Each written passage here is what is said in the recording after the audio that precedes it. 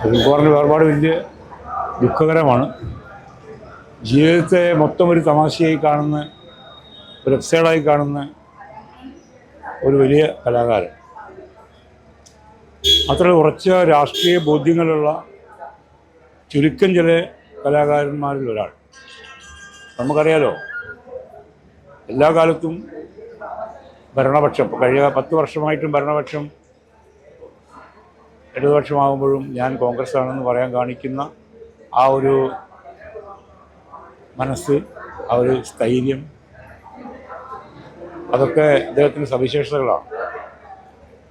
അഭിനയത്തിലാണെങ്കിലും അദ്ദേഹത്തിൻ്റെ ഒരുപാട് ചിത്രങ്ങളെ ഗംഭീരമായി അഭിനയിച്ചു. അത് ഹാസ്യമാണെങ്കിലും ഗൗരവമുള്ള വിഷയങ്ങളാണെങ്കിലും നമ്മളെ കണ്ണു നനയിക്കുന്ന ട്രാജിക് ക്യാരക്ടേഴ്സ് ആണെങ്കിലും ഒക്കെ വളരെ ലളിത സുന്ദരമായി അഭിനയിച്ചു.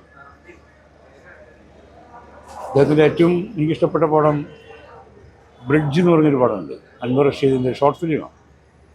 വൃദ്ധയായ അമ്മയെ തെരുവിൽ ഉപേക്ഷിച്ചു പോകുന്ന ഒരു മകൻ, പിന്നെ അച്ഛനുറങ്ങാത്ത വീട്, കുറേ പടങ്ങൾ. മലയാളിയുടെ മാനറിസങ്ങൾ നന്നായി പകർത്തിയ ആൾ. ഒരുപാട് രാഷ്ട്രീയ ശത്രുക്കളിൽ നിന്നും പഴികേട്ട ആൾ.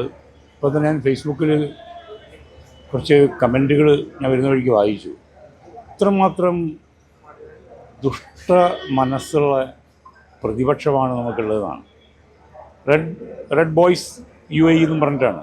റെഡ് ബോയ്സ്, ഇയാൾ മരിച്ചത് നന്നായി, ഇയാളെ ശല്യം ഒഴിവാക്കി കിട്ടി, ആ രീതിയിൽ ചിന്തിക്കുന്ന വൃത്തികെട്ട മനസ്സുള്ള ഒരു സംഘം ഇപ്പോഴും കേരളത്തിലുണ്ട്, മലയാളികളിൽ.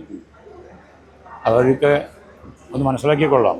ഒരു കലാകാരൻ എന്ന് പറയുമ്പോൾ അയാൾക്ക് രാഷ്ട്രീയ പക്ഷപാതങ്ങളുണ്ടാവും, പക്ഷേ അയാളുടെ കോൺട്രിബ്യൂഷൻ, ഈ ലോകത്തിന് അയാൾ നൽകിയ സംഭാവന, ഈ പറഞ്ഞവരെ ഇയാളെ കളിയാക്കുന്നവരൊക്കെ ഇദ്ദേഹത്തിൻ്റെ തമാശ പടം കണ്ടാൽ പൊട്ടിച്ചിരിക്കുകയും ദുഃഖകരമായ പടം കണ്ടാൽ കരയുകയും ചെയ്യും. പക്ഷേ അയാളെ രാഷ്ട്രീയത്തിൻ്റെ പേരിൽ ഇങ്ങനെ തേജോവധം ചെയ്യുന്ന ഒരു വൃത്തികെട്ട മനസ്സുള്ള മലയാളികളെ ഓർത്തിരിക്കുക ലക്ഷ്യമാണ്. സലീംകുമാറിൻ്റെ വേർപാടിൻ്റെ മുമ്പിൽ, അല്ലെങ്കിൽ അദ്ദേഹത്തിൻ്റെ കുടുംബത്തോടൊപ്പം ഞാനും ആ ദുഃഖത്തിൽ പങ്കുചേരും.